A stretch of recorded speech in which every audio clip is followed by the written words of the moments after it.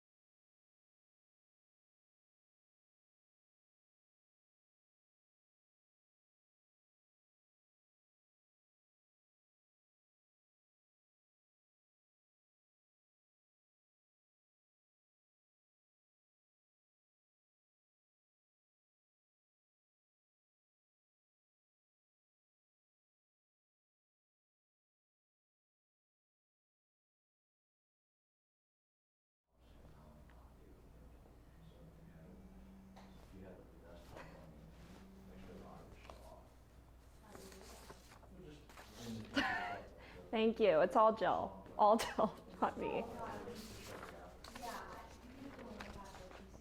I gotta learn how to do my hair.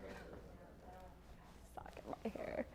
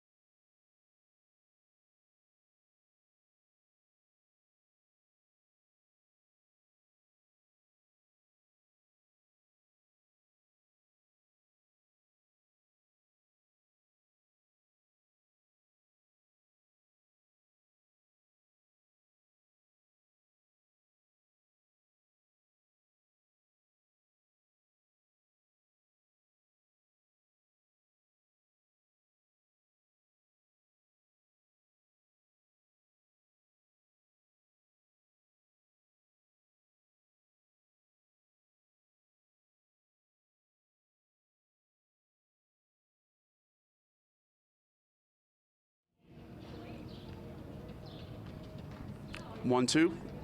1, 2. Shane, it took more than 4 hours as the Senate worked through 22 proposed amendments.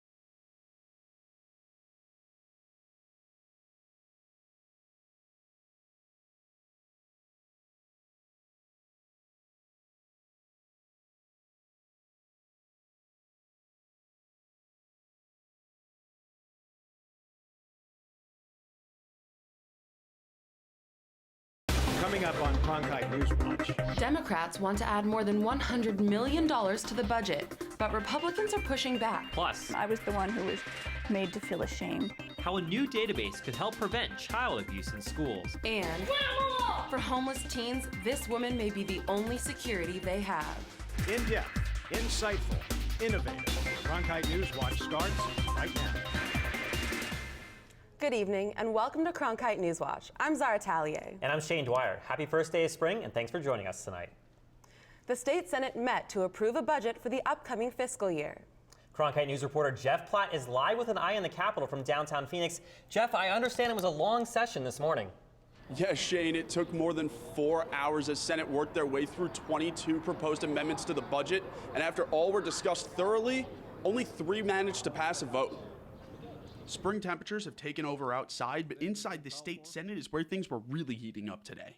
Hobbs has 2 more amendments coming up, and I'm assuming the good president's going to come up and oppose those as well. To stand up and say, we're not doing anything, it reminds me of the line from Princess Bride. I don't think you know what that means. A few dozen members of the public decide to watch the action on the Senate floor, waiting more than 4 hours for a budget vote. Opposed, nay? But those ayes and noes didn't end there. Senators voted on separate proposals to increase the budget for everything from health services to environmental and criminal justice departments. However, the debate over funding public education is what got one Democrat hot under the collar.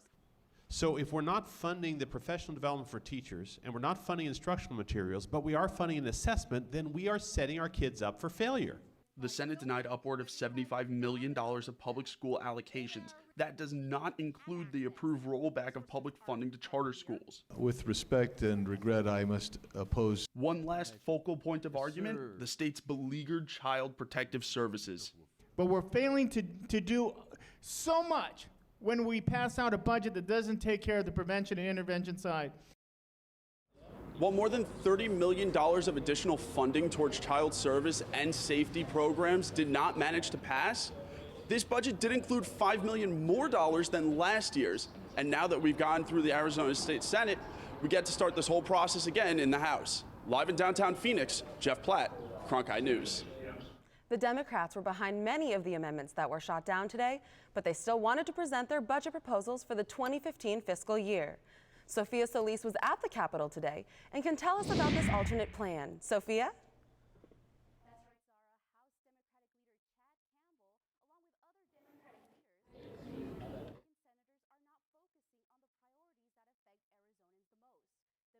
Being education.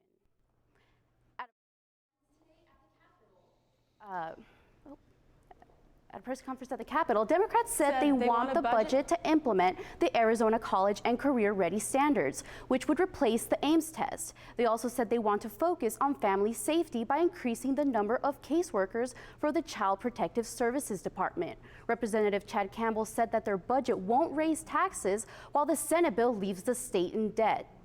By the time you get to fiscal year 2017, the state is $415 million in the hole, according to this budget that Senator Biggs is pushing today.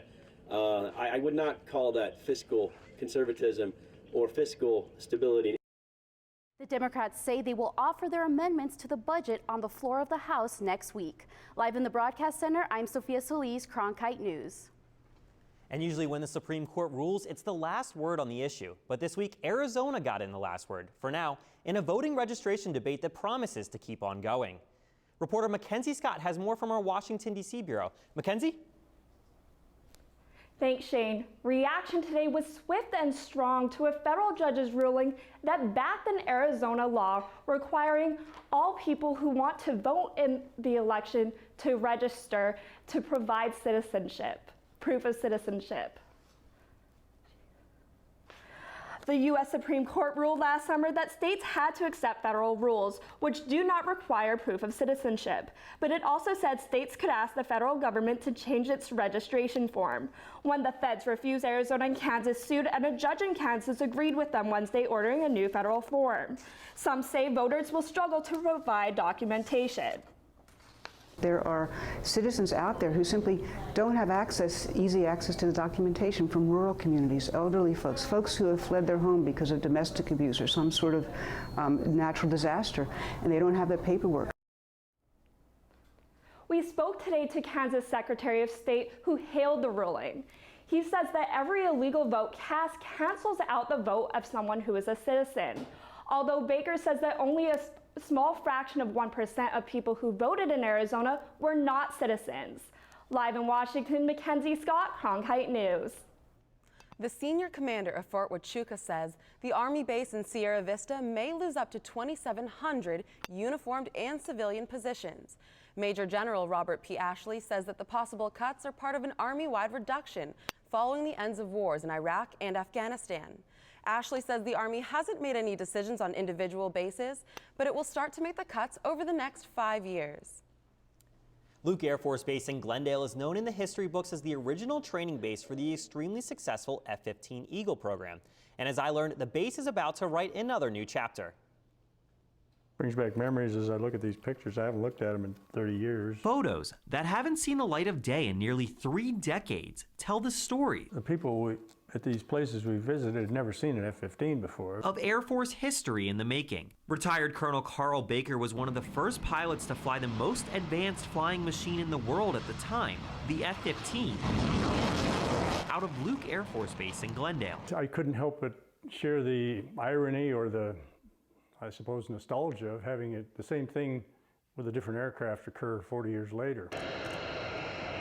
That different aircraft, the highly anticipated F-35A 5th generation fighter jet, finally landed at Luke, marking another new chapter of Air Force history. It's the foundation of future generations of fighter pilots for the next 70 years. The most technologically advanced plane ever produced for the U.S. military will call Luke its primary home, training pilots from not only across the country, but from all across the world. Every F-35 pilot, well, just about every F-35 pilot will come through Luke Air Force Base. This first jet will be followed by 143 others over the next 10 years, bringing 500 to 700 new aircraft support jobs along with them, and playing a key role in national defense plans. It's my last combat mission. And while Colonel Baker's time in the cockpit is over, it was a trip of a lifetime. He can still recall the way these new pilots feel landing this state-of-the-art aircraft. I know their emotions, they're excited, and they have everything to look forward to. Making their own mark in history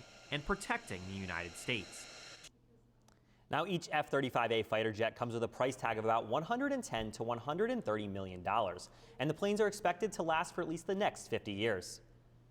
The city of Chandler is preparing to handle more medical emergencies. In just 4 days, Chandler Regional Medical Center will officially open the first Level 1 trauma center in the Southeast Valley. Alina Lee has the details. time plays a crucial role for those who are critically injured, but finally, residents of the East Valley will have the highest level of emergency care closer to home. The most important part is that the people in the East Valley will get the care they need within the golden hour. The golden hour is the 60 minutes right after an accident that can determine life or death. Previously, critically injured patients in Chandler were taken to Phoenix or Scottsdale for care, sometimes traveling 30 to 45 minutes just to get to a level 1 trauma center. As far as for EMS, it allows them to decrease their out-of-service time. Chandler Regional is also expanding in order to care for what could be an additional 1,500 to 2,000 patients. We're looking forward to serving our community, and everyone is anxious to start the trauma center on Monday. And these rooms could soon be filled with patients getting the timely care they need. In Chandler, Alina Lee, Cronkite News. The Arizona Capitol has some big news for beer lovers. The buzz is about a bill that would give you more choices when enjoying your favorite drink. Brittany Thomason explains. Under current law, businesses like Sunup Brewing Company can only fill growlers, sort of like bringing in your own version of a big gulp cup. And they have to be made of glass, at least right now. People do come in and we have to refuse them, which is unfortunate because they don't get our beer and we don't get their money. And bartender Jamie Grimmer says she's tired of turning away customers who want to fill growlers made of other materials. But now Senate Bill 1397 is brewing in the legislature. It's going to be awesome if that passes. It would allow customers to fill growlers made of different types of material. Then that's just more opportunity for us to get out there. If you're a beer drinker, you're probably used to topping off these glass growlers, but some people are interested in other options, like beer lover Stephen Miller. Danger of dropping it or something, so yeah, something that's a little more durable might work. The one good incentive is stainless steel is lightproof, so that preserves the beer. And Sunup brewmaster Uwe Bohr welcomes new options. A lot of people like the green aspect of it and really don't mind that too much. Hungry? No, just thirsty. Keeping both drinkers and businesses happy. We don't like to have to tell people no, so, I mean, it'd be nice if it did pass. And keeping everyone happy is the goal here. In Phoenix, Brittany Thomason, Cronkite News. The bill's sponsor, John McComish, was not available for comment. Coming up on NewsWatch. How do we find ways in which we can produce master learners, people that are capable of learning anything but are also prepared to add to the economy right away? The discussion about what state schools are doing to help students get into the real world after graduation. I've developed a sort of sensitivity to this so that I am really keeping an eye on my children. How it will soon be easier to keep track of who's teaching your kids. Imagine being stranded. Needing 16,000 points for them. From TV banks to computers. Cronkite NewsWatch starts right now.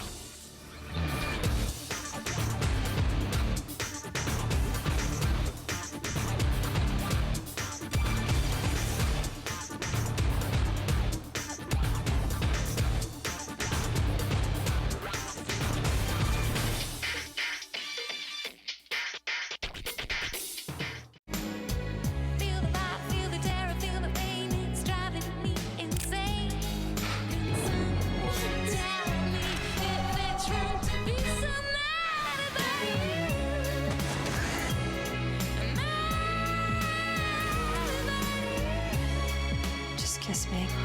That's my kind of man. You've been creating quite a stir.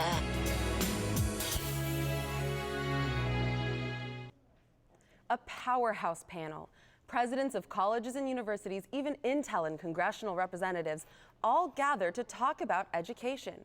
They want to see how Arizona's schools will bridge the gap from student to real-world employee. Representative Matt Salmon hosted the event with his counterpart from Washington, Representative John Klein. This is a national push in an attempt to reinstate the Higher Education Act, which Salmon says will give people who previously couldn't afford it the chance to go to college. The Education and Workforce Committee is holding similar hearings across the country. Representative Salmon says the big issue starts much earlier. Too much of the time our kids are graduating from high school and they're not prepared to go to college. And we've got to be able to dial in and fix that problem, or we're going to fall further and further behind. Presidents from Arizona State, NAU, and the University of Arizona were all there, talking about the programs their schools have that put more students in the workforce. And there will soon be a way to find out more information on who's teaching your child. A searchable teacher database is in the works and a deadline has been set. Cronkite News investigative reporter Yahaira Hawkes looked more into this issue. Yahaira? The database is almost finished. Governor Jan Brewer proposed it in 2012, and it is now being developed. I talked to one advocate who has been waiting years for this. We hear about it more often than we'd like to. Teachers being taken out of the classroom for inappropriate behavior. It attacks who you are as a person, and there's no easy way to find any healing from that. We do hold them to a higher standard, and we have to ensure that that environment is protected. In the worst cases, the teacher will never be in a classroom again. But what about the cases that don't make headlines? Cases like these. In 2012, teacher 1 showed up in the classroom under the influence of alcohol. His blood alcohol level, 0.287. In 2013, an investigation concluded teacher 2 went to work under the influence of drugs. Teacher 3 had several slip-ups from 2003 to 2007, including striking a teacher in the face and being found alone with a female student in a locked classroom.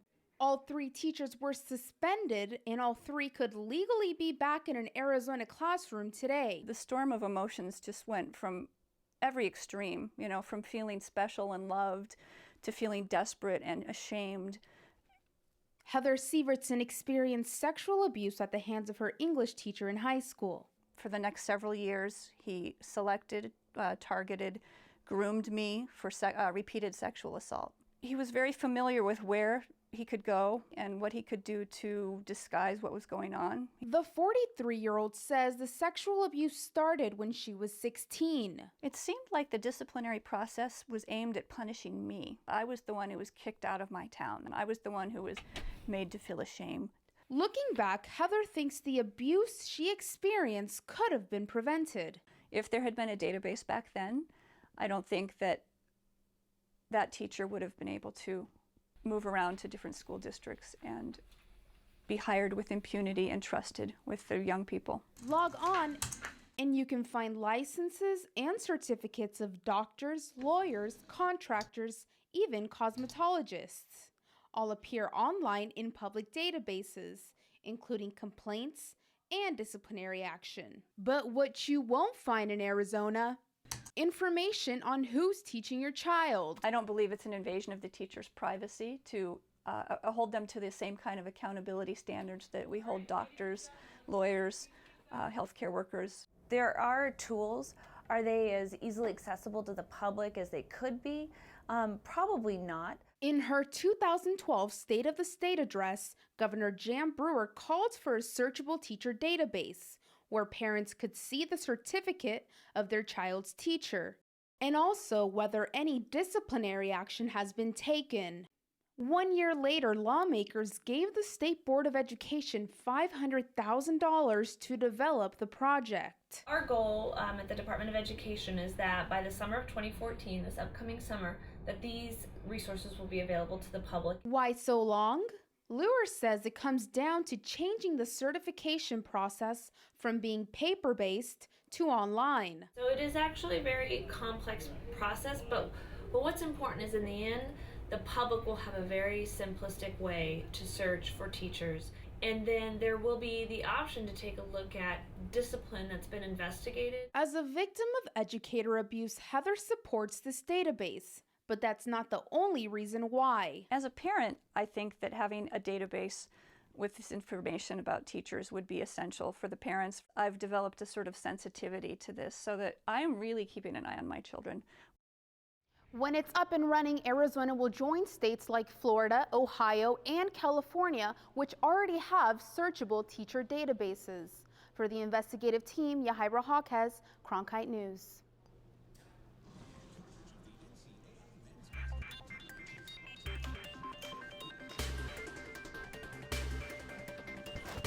They call her grandma, but this is a family with ties thicker than blood.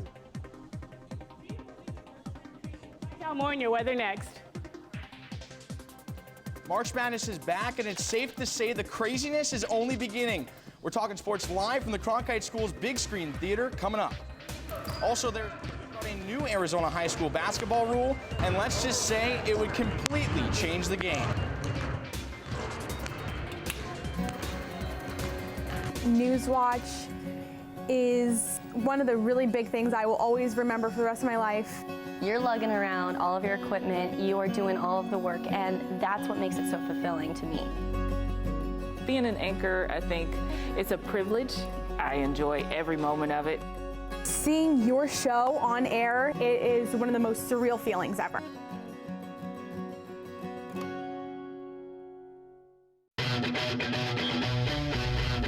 What if we could unlock every mystery? We're at the beginning of a revolution. That's a huge discovery. That's never been done before, ever, anywhere. No one feeds on curiosity like PBS.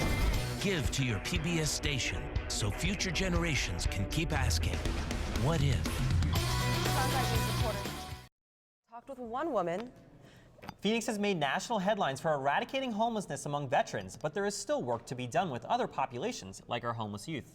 Cronkite News reporter Tara Molina talked with one woman who's on a personal mission to take all of the youth under her wings. Gina Reed may not have grandchildren of her own, but she's grandma to many of the young adults who come into tumbleweed shelters every year. What up, Grandma? I was doing outreach, and I walked in one day to see if any of the clients had come in, and there were a group of them at the table, and one of them yelled, "Oh, Grandma's here," and I almost died. The name stuck, and while Reed will tell you it's because of her gray hair, We don't cry when you go outside. the kids say otherwise. She's the one that supports me.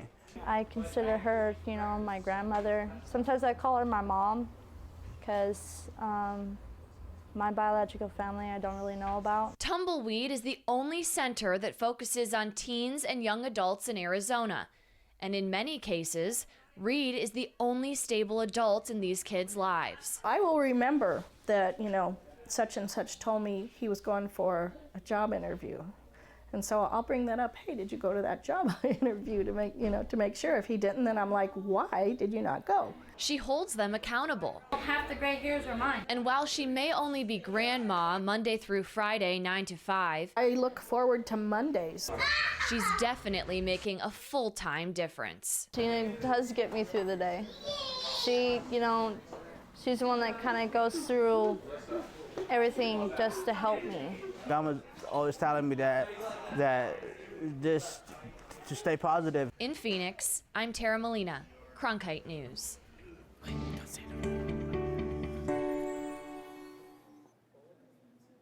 Another storm is hitting the northeast. It looks like their winter will head into their spring. Doesn't look like they can bring out their sunglasses or sundresses anytime soon. As you can see, the Midwest is being hit with a little bit of snow and a little bit of a wintry mix also.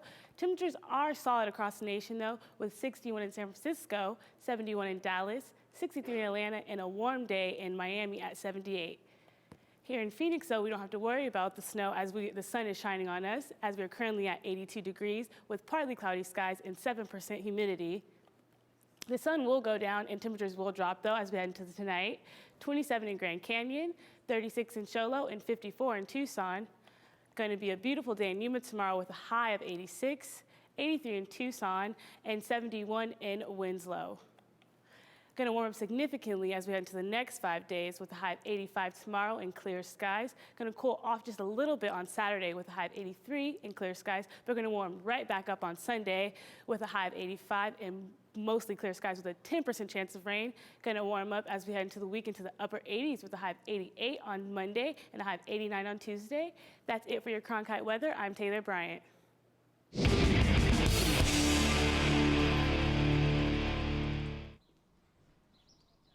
The madness is already beginning, and the fans have their eyes glued to the games around me. And you have to check out, there's 2 upset alerts, both 12-seeded NC State and 10th-seeded St. Joe's. It's going to be intense. But let's take a look at your picks and see how they did. Spoiler alert, some of you might be in trouble. In the first game of the day, Dayton soars over Ohio State with a bucket in the final seconds. It was the kiss that rocked Dayton. They win the nail-biter 60-59. Want another upset? We got it. If you picked Harvard as your 12/5 upset, you win.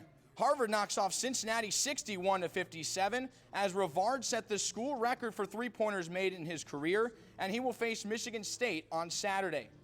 Couple of close games, but here's a blowout. It was close for the first 10 minutes, then the Badgers went on a tear.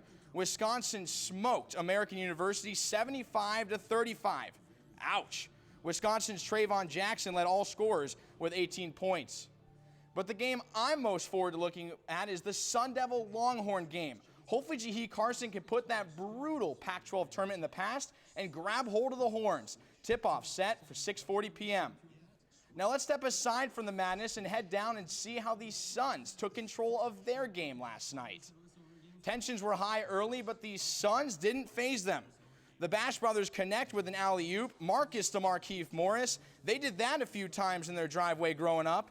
And here comes the dagger. Gerald Green, silky smooth from three. One of his 4 3-pointers he drained. Suns go on to win 109-91.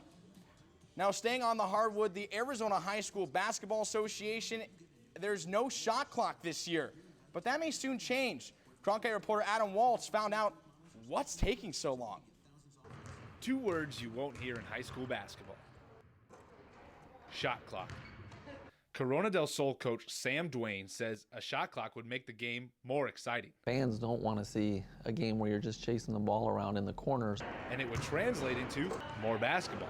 So that would change the whole game. There would be maybe 10 more possessions going on in the course of the game. Senior Casey Benson has played his entire career without the clock. We like to play fast and up tempo, so that was our thing all year, is we wanted to push tempo. The proposal would instate a 35-second shot clock. Now, the reason this keeps getting rejected is not because of basketball. It's all because of money. State head of officials Gary Welchel says a new clock costs about $1,500. So schools are going to incur an initial cost to install the clock, and then another cost to provide somebody to work that clock during the ball game. He says players are already shooting at shot clock speed. When it comes to the shot clock, national data has shown that high school teams, boys teams, shoot in about 35 seconds anyway. But the way it stands right now, high school basketball teams can still take as long as they want to make the shot. In Phoenix, Adam Waltz, Cronkite News. And a serious injury for Reds pitcher Oldis Chapman. He took a line drive to the face in spring training and was carted off the field. But there is good news. He's expected a full recovery, but he'll be out for the next 6 to 8 weeks. Folks, enjoy the full weekend of March Madness, and best of luck to all of your brackets. But for me, I got to step aside. This NC State game's really looking good. An 8-point lead for the Wolfpack. Also, St. Joe's up by 5.5. Guys, you're going to want to see this. Thanks for that report, Nick. I know we're all looking forward to watching some good basketball games after this. I am too. Absolutely. Great, thanks. Well, that's it for Cronkite NewsWatch tonight. Thanks for joining us. Have a great evening.